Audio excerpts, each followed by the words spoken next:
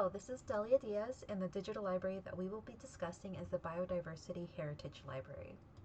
The mission of the Biodiversity Heritage Library is to make library resources about biodiversity open access to anyone that would like to use these resources. They're not doing this alone, but with other libraries and even the community itself. The community that the digital library is serving is the general public, but it can be narrowed down to any scholars that are researching biodiversity. The digital library prides itself in being able to serve over 10 million people in many different parts of the world. They also specify that they are particularly targeting the work of zoologists, botanists, evolutionary biologists, taxonomists, systemicists, ecologists, natural history collections managers, scientific illustrators, biological science historiographers, and amateur scientists and hobbyists. You can see that they have their strategic plan out on display to everyone to see, and there seems to be a very deep focus on just biodiversity and only working with other communities that also focus on biodiversity. You can also see that there's a strong emphasis on providing tools that can better assist patrons in finding the biodiversity resources they need. And so again, with the Biodiversity Heritage Library, they really focus on working with other communities and other institutions to bring this library together, and you can also see this through their consortium page. And so on this page you can actually see at the very top the current staffing of the digital library, as well as any past or any other types of staffing that they provide. You can also see their members and affiliates that are working on the digital library, and you can see that they are from many different parts of the world and also from many different prominent institutions like the Library of Congress, Harvard. There's also the United States Department of Agriculture, their National Agricultural Library. You can just see more and more affiliates here, as well as any reciprocal. You can see the Internet Archive is one of their affiliates, and you can also see the reciprocal partners. The Encyclopedia of Life is one of their partners. After this, you can also see that they have funding, and with their funding comes a lot of the grants that they get into. You can also see any donations that they have. So anonymous donors, in 2020 they provided 50,000. They also show on this funding page that the parent institutions that the members and affiliates are from also help with funding through administrative assistance like staffing costs. And now if we go to the frequently asked questions, you can also see what type of donors they actually accept.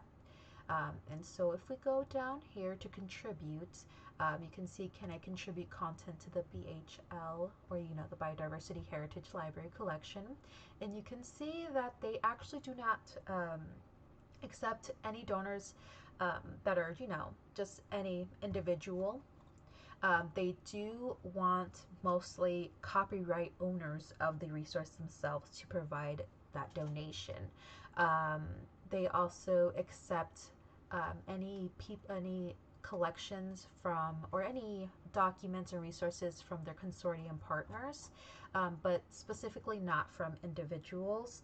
On this frequently asked question, you can also find many different topics that they're answering, like how to export metadata from a specific resource, as well as what document types you're able to download of the resource itself, as well as how to download it. Unfortunately, from what I'm seeing here is the frequently asked questions seems to be the only place that you can actually get any further assistance. You can, however, submit a request for a question, comment, or a scan. However, I don't seem to find where you can actually submit that request to. And so now I do want to go back to that home page to look at their searching.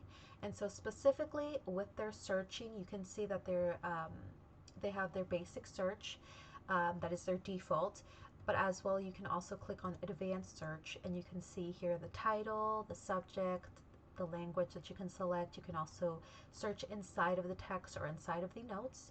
You can search again from the author name, the subject name, but specifically for this biodiversity heritage library and this digital library specifically, you can also search with the scientific name. They specify specific examples of what the scientific name means, or what scientific names they're actually using to search. And that's very, very interesting, just because, again, it is very specific to the topic it's trying to cater for. And so if you go back to the home page again, you can also see the browsing by, and you can browse by the title, the author, the date, the collection, and the contributor. On the home page here, you can also look at their Flickr stream, and if you want, you can also click on view more images on Flickr, and you can see their entire Flickr page. You can also see the news on their blog, and you can also see whatever featured content they want us to look at. And so I do now want to look at a specific source, and so I'm just going to click the first one that I see. And so when you're actually looking at the source, you are able to see the pages that is available to you from this resource, as well as the specific page that you're on. So right now we're on the title page, but if I click around on this page option, you can just go to any specific page that it has for the resource.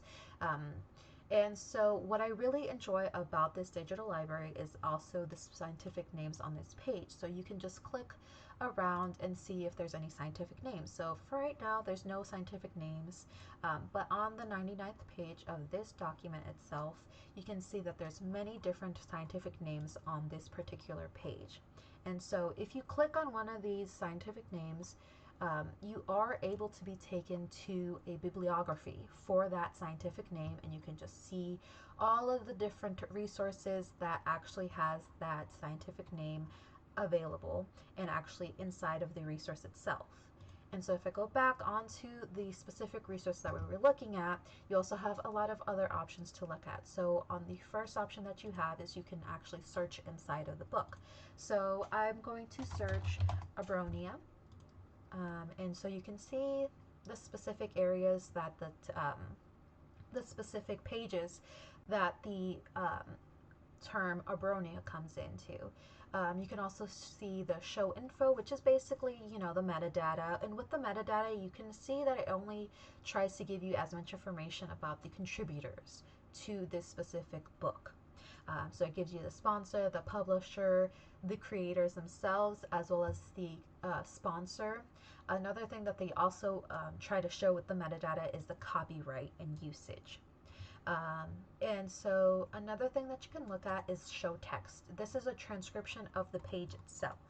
And so if you don't want to look at the PDF, the actual digitized file or the digitized page of it, you can also just look at the transcription, if that's more of your way to go. Another thing that you can do is you can download the contents. Since it is open access, it is available to be downloaded. You can see here you have the option of view data, or the view metadata. You can also select what pages you want to download. You can download the book or the citation. But the one thing that they do have is view at the Internet Archive. And so you can see here the actual resource itself on the Internet Archive. With the Internet Archive, it seems to be one of the main sources of where the Biodiversity Heritage Library gets a lot of their resources and a lot of their texts that they have. Specifically, as you can see from that one page, you can see that a lot and all of their resources is just still images or the text itself. They don't have any videos, audios, none of that. It's just images and text. And that seems to be the Biodiversity Heritage Library. It is very, very large. They do specify that they have about, I think they say it right here, hundreds of thousands of volumes. That is over 59 million pages, starting from the 50th to the 21st century. Thank you for coming to this presentation.